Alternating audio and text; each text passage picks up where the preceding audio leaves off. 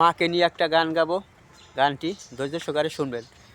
মায়ের এক ধার দুধের দাহাম কাটিয়া গায়ের সাম, অবুঝ বানাইলেও ঋণের শোধ হবে না, এমন দরদি ভাবে কেউ হবে না আমার মা গো, এমন দরদি ভাবে কেউ হবে না আমার মা গো।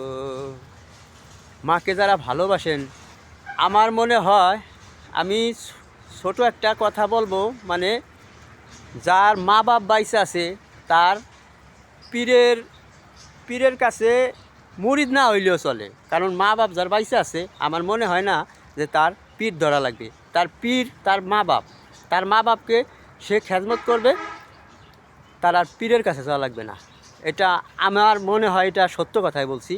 আপনারা কমেন্টসে জানাবেন কথাটা সত্য কি মিথ্যা। ধন্যবাদ সবাইকে।